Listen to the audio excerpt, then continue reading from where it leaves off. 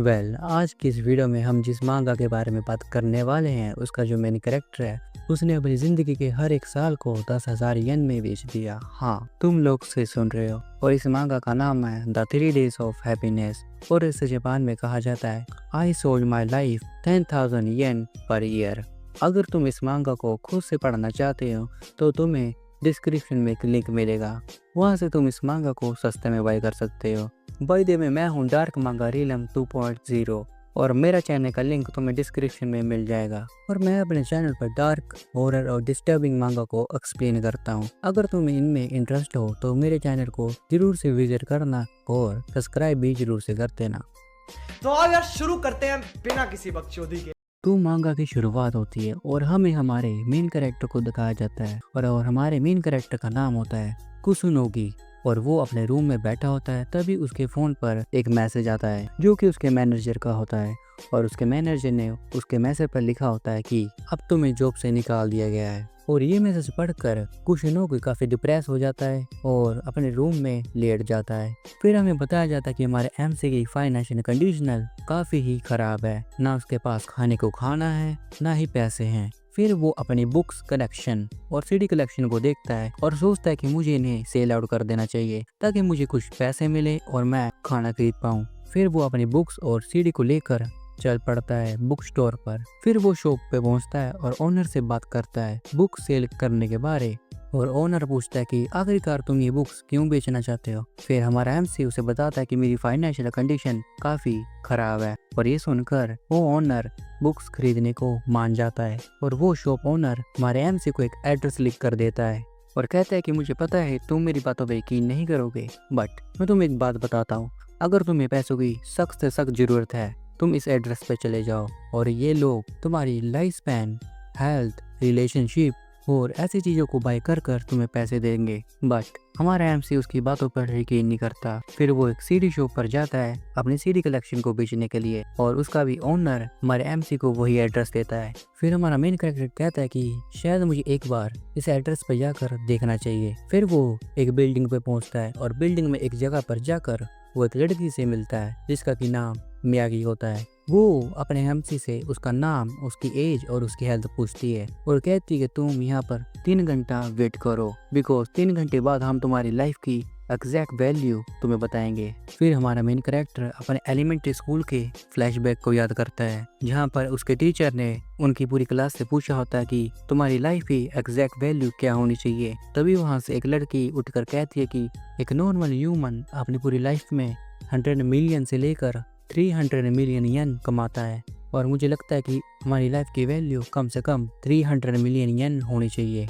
और कोई कुछ बताता है और कोई कुछ। उनमें से एक बच्चा कहता है कि शायद हमारी लाइफ की वैल्यू कोई भी नहीं लगा सकता। तभी फ्लैशबैक खत्म होता है और सीन मेन कैरेक्टर पर जाता है। हमारा हमसे सोच रहा होता है कि कम से कम मेरी लाइफ की वैल्यू 300 मिलियन येन तो होगी। फिर 3 घंटे बीत जाते हैं और वो लड़की आकर हमारे एमसी को 3 लाख येन का चेक देती है। और ये सोचकर हमारा एमसी सोचता है कि उसकी 1 साल की कीमत है 3 लाख येन और वो कम से कम 80 साल जिएगा। इसका मतलब वो 24 मिलियन येन कमाएगा। बट वो लड़की हमारे एमसी को कहती है कि ऐसा नहीं है, तुम आगे बस 30 साल जियोगे और तुम्हारे 30 साल की कीमत है 3 लाख रुपए। और ये सुनकर हमारा एमसी शॉक हो जाता है बिकॉज उसकी 1 साल की कीमत हुई 10,000 येन। फिर वो उस लड़की से पूछता है कि तुमने आखिरकार मेरी लाइफ की वैल्यू कैसे लगाई। फिर वो लड़की बताती कि हम लाइफ की वैल्यू ह्यूमन की लाइफ की कंडीशन देखकर लगाते हैं, जैसे कि वो ह्यूमन कितना खुश है, उसने सोसाइटी पर क्या इम्पैक्ट डाला है और वो अपनी जिंदगी में कितना जिएगा और उसके जिंदगी में उसने कितने गोल पूरे करे हैं। और ये बातें सुनकर हमारे एमसी को पता चल जाता है कि उसकी लाइफ की वैल्यू इतनी कम क्यों है बिकॉज उसकी लाइफ बिल्कुल ही खराब चल रही है। अब वो अपने 3 महीने छोड़कर बाकी सारा लाइफ स्पैन बेच देता है और घर आ जाता है। और घर आकर उसे मियागी मिलती है जिसने कि उसको लाइफ के बदले पैसे दिए थे। फिर उसे पूछता है कि तुम यहाँ मेरे घर पर क्या कर रही हो। फिर मियागी उसे बताती कि मैं तुम्हारी ऑब्जर्वर बनकर आई हूँ। वो कहता है क्या। फिर मियागी उसे बताती है जब भी हम किसी ह्यूमन को पैसे देते हैं तो उस ह्यूमन को पता लग जाता है कि वो कब मरने वाला है और इसी कंडीशन में वो कहीं क्राइम कर देते हैं और मैं तुम्हारे पास इसलिए आई हूँ कि तुम कोई क्राइम ना कर पाओ। अगर तुमने क्राइम करने की कोशिश करी मैं तुम्हारी लाइफ वहीं खत्म कर दूंगी। और ये सुनकर हमारा एमसी मान जाता है। अब मियागी उसके साथ रहती है हर जगह हर वक्त। फिर मियागी उसे बताती कि मैं पूरे 3 महीने तुम्हारे साथ नहीं रहूंगी। जब तुम्हारी लाइफ के आखिरी 3 दिन बचेंगे तुम अकेले होगे, मैं तुम्हारे साथ नहीं होगी। फिर हमारा एमसी एक टू डू लिस्ट बनाता है जिसमें कि वो लिखता है कि वो मरने से पहले क्या क्या करना चाहता है। पहला वो लिखता है कि वो स्कूल नहीं जाएगा, दूसरा वो लिखता है कि वो कोई काम नहीं करेगा, तीसरा वो लिखता है कि वो टेस्टी खाना खाएगा, चौथा वो लिखता है कि वो हर एक ब्यूटीफुल चीज को देखेगा, पांचवा वो लिखता है कि अपने कॉलेज फ्रेंड नारुसे से मिलेगा, फाइनल वो लिखता है कि वो हिमिनो से मिलकर अपनी फीलिंग उसे बताएगा। बिकॉज हमारे एमसी ने हिमिनो से वादा किया है कि वो 10 साल बाद आकर उससे शादी करेगा। फिर वो अपने किसी दोस्त को फोन मिलाता है बिकॉज वो मरने से पहले किसी से इंटरेक्ट करना चाहता है।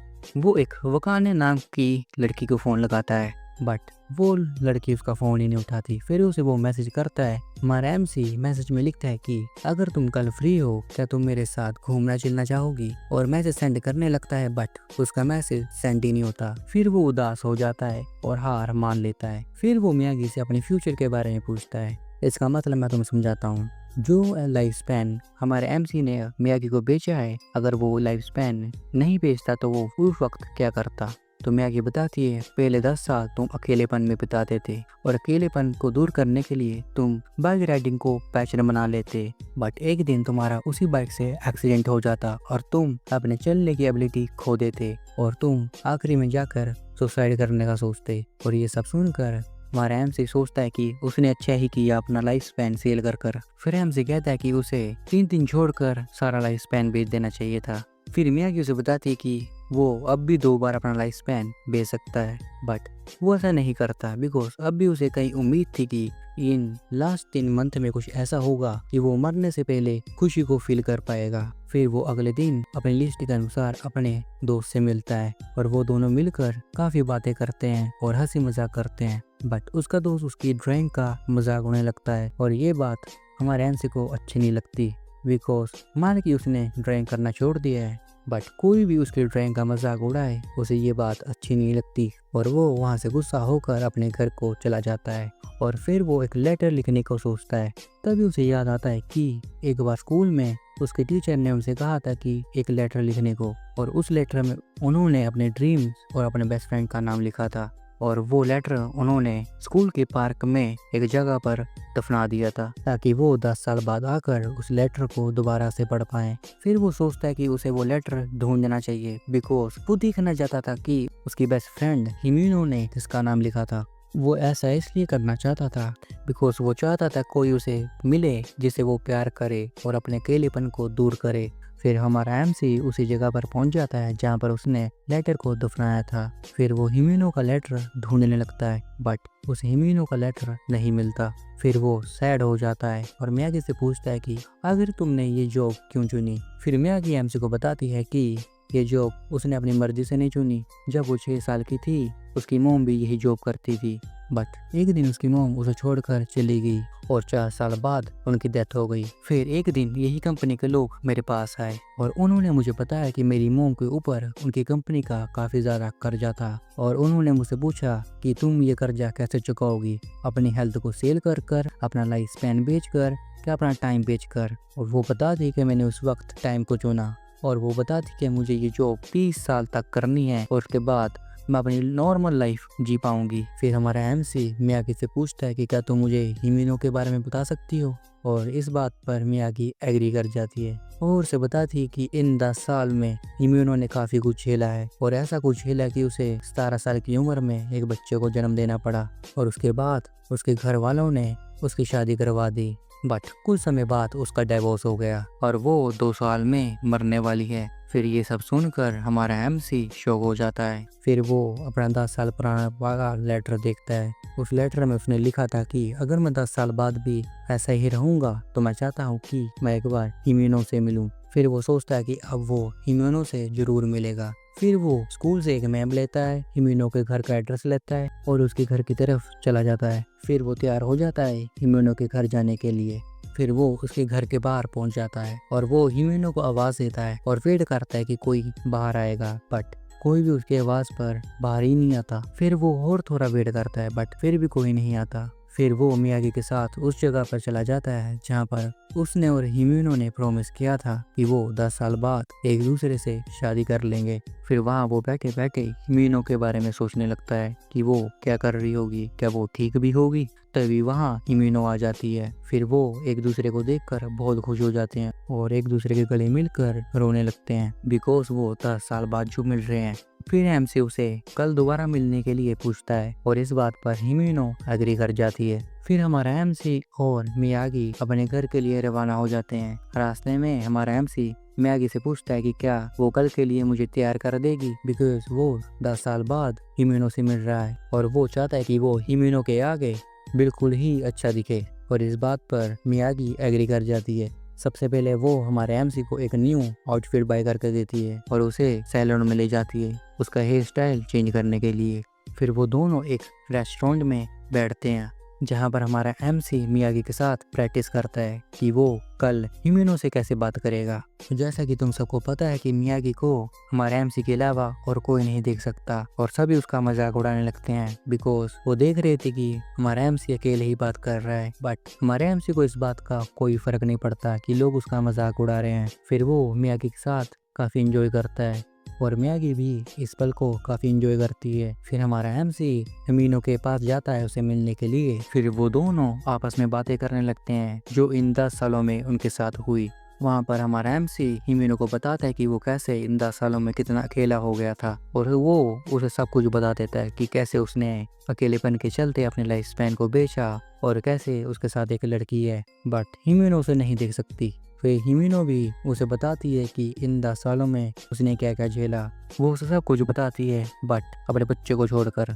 और वो कहती है कि इन 10 सालों में सभी बदल गए बट वो नहीं बदली। बट हमारा एमसी उसे दिलासा देते हुए कहता है कि ऐसी बात नहीं है, मैं भी नहीं बदला, मेरी तरफ भी तो देखो। फिर वो कहती है कि तुम सही कह रहे हो और हमारा एमसी उसे बताता है कि मैंने ड्राइंग करना छोड़ दिया। और हिमिनो कहती है कि तुमने ऐसा क्यों करा, मुझे तुम्हारी ड्राइंग काफी पसंद थी। फिर हिमिनो हमारे एमसी को कहती है कि बाकी की बातें हम डिनर के बाद करेंगे और वो वॉशरूम में चली जाती है। और हमारा एमसी उसका काफी वेट करता है बट वो वापस ही नहीं आती। तो वहाँ एक वेटर आता है एक लेटर के साथ जो कि हिमिनो ने लिखा होता है और वो लेटर सीधा कर हमारे एमसी को दे देता है।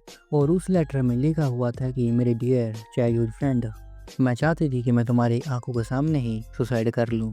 मैं सुसाइड इसलिए करना चाहती थी बिकॉज मैं तुमसे बहुत ज़्यादा हेट करती हूँ बिकॉज इन 10 सालों में तुम मुझसे कभी मिलने ही नहीं आए। अब जब तुम खुद अकेले पड़ गए हो तब तुम्हें मेरी याद आई और तुम मुझसे मिलने आ गए। तुम बहुत ही सेल्फिश हो। अब जब तुम मुझे अपनी लाइफ का एक हिस्सा मानते हो तो मैंने सोचा अब मैं तुम्हें तुम्हारे हालात पर छोड़कर चली जाऊंगी और यही मेरा रिवेंज होगा। अब मैं तुम्हें पूरी बात समझाता हूँ। हिमिनो हमारे एमसी से इसलिए नाराज है बिकॉज इन 10 सालों में जब हिमिनो को उसकी नीड थी तब एमसी उसे मिलने एक बार भी नहीं आया। अब जो हमारे एमसी को हिमिनो की नीड है और वो उसे ढूंढता ढूंढता उसके शहर आ गया, इसलिए वो एमसी से नफरत करती है बिकॉज हमारा एमसी काफी सेल्फिश है। अब जब हमारे एमसी को पता लग गया है कि हिमिनो से नफरत करती है और वो बिल्कुल ही सैड हो जाता है और वो अपने सारे पैसे पानी में फेंक देता है जो कि उसने अपनी लाइफ को बेचकर कमाए थे और वो अपने घर आ जाता है। फिर वो कई दिन अपने घर से बाहर ही नहीं जाता बिकॉज जो जो चीज़ें उसने अपने लिस्ट में लिखी थी वो सब चीज़ें कर चुका है। बट कई दिनों बाद वो अपना मूड ठीक करता है। फिर वो एक फैसला लेता है कि वो अपने बचा हुआ लाइफ स्पैन मियागी के साथ स्पेंड करेगा। फिर वो दोनों बाहर जाना स्टार्ट कर देते हैं और वो कई जगह पर भी घूमते हैं और वो दोनों इस पल को एंजॉय करते हैं। और यहाँ पर हमें पता चलता है कि मियागी के दिल में भी हमारे एमसी को लेकर फीलिंग्स पैदा होने शुरू हो गई हैं। तभी हमें एक बात पता चलती है कि हमारे एमसी की लाइफ की वैल्यू 3 लाख येन नहीं थी, उसकी एग्जैक्ट वैल्यू थी 30 येन। वो तो मियागी ने हमारे एमसी की शक्ल देखकर उस पर तरस खाकर उसे ज़्यादा पैसे दे दिए थे। और ये बात पता चलते ही हमारा एमसी मियागी को गले लगा लेता है। अब वो दोनों गले मिलकर रोने लगते हैं और अभी भी हमारे एमसी के पास 2 महीने का वक्त होता है।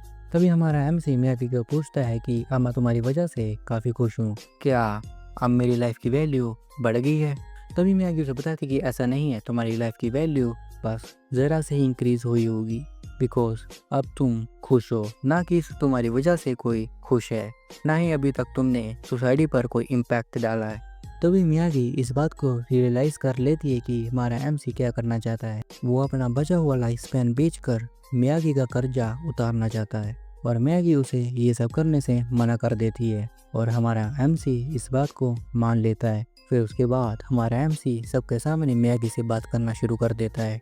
पहले तो लोग उसका मजाक उड़ाना शुरू कर देते हैं, बिकॉज मैंने तुम्हें बताया ही था कि मियागी को हमारे एमसी के अलावा कोई भी नहीं देख सकता। बट कुछ समय बाद वही लोग हमारे एमसी के हाँ में हाँ मिलाना शुरू कर देते हैं और इसी वजह से हमारे एमसी के कई दोस्त भी बनते हैं और इसी वजह से मियागी भी खुश होती है और लोग भी उससे खुश होते हैं। अब हमारे एमसी के पास बस 1 महीना ही रह गया है। फिर वो उसी जगह पर जाता है जहाँ पर उसने अपना लाइफ स्पैन बेचा था। फिर वो अपना लाइफ स्पैन बेचकर मियागी का कर्जा चुका देता है। बट हमारा एमसी उसका पूरा कर्जा चुका नहीं पाता। वो बस इतना ही कर्जा चुका पाता है कि मियागी को बस अब और 3 साल ही काम करना पड़ेगा। अब बस उसके पास 3 दिन ही रह चुके हैं और मियागी भी चली गई है। फिर वो उसी पार्क में आता है जहाँ पर वो और मियागी घूमते थे। फिर वो एक जगह पर जाकर बैठ जाता है। फिर वो सोचता है कि अब की बार वो सच में अकेला है। पहले तो उसके साथ मियागी थी बट अब की बार उसके साथ कोई नहीं है और वो सोचता है कि क्या ये सब एक मेरा ड्रीम था। तभी उसके पास एक कपल आता है और पूछता है क्या मियागी ठीक है। तभी हमारा एमसी कहता है कि अब मियागी मेरे साथ नहीं है और तुम ये नाटक करना बंद कर सकते हो और वो रोना शुरू कर देता है। अब जो लोग हमारे एमसी को जानते थे वो सभी वहाँ पर इकट्ठा हो जाते हैं और हमारे एमसी को चुप कराना शुरू कर देते हैं और वो कहने लगते हैं कि आखिरकार मियागी ऐसा कैसे कर सकती है, हमने तो सोचा भी नहीं था कि मियागी ऐसी लड़की होगी। और ये सब देखकर हमारा एमसी बिल्कुल शॉक हो जाता है, बिकॉज ये सब ऐसे कह रहे हैं कि मियागी सच में एग्जिस्ट करती थी। तभी हमारे एमसी को कोई पीछे से आवाज़ देता है और जब वो देखता है तो वो मियागी ही होती है और मियागी आकर एमसी को गले लगा लेती है। और अब की बार सभी लोग मियागी को देख पा रहे थे और वो लोग कहने लगते हैं कि तुम सही कह रहे थे, मियागी सच में एग्जिस्ट करती है और तुम कोई नाटक नहीं कर रहे थे। और ये सब देखकर हमारा एमसी डबल शॉक हो जाता है, बिकॉज वो सब मियागी को कैसे देख पा रहे थे। तभी हमें पता चलता है कि जब मियागी को ये बात पता चली कि हमारे एमसी ने अपना लाइफ स्पैन बेचकर उसका कर्जा कम किया है और उसने भी अपने लाइफ स्पैन बेचकर अपना कर्जा पूरा कर दिया, बट उसने भी अपने आखिरी 3 दिन सेव कर लिए थे और वो ये सब बात बताकर हमारे एमसी से माफ़ी मांगती है, बिकॉज उसने उसकी मेहनत पर पानी फेर दिया। बट हमारा एमसी मियागी को गले लगाकर रोने लगता है। अब उन दोनों के पास उनकी ज़िंदगी के सबसे खूबसूरत 3 दिन थे और इसी के साथ ये मांगा ख़त्म होती है। तो आज की वीडियो के लिए इतना ही, और अगर आप चाहो तो आप इस चैनल को यूज़ कर या फिर इस यूपीआई को यूज़ कर हमें डोनेट कर सकते हो। उन पैसों से हम अपनी वीडियो की क्वालिटी को इंक्रीज़ करेंगे एंड जल्दी से जल्दी नेक्स्ट वीडियो लेकर आने की कोशिश करेंगे।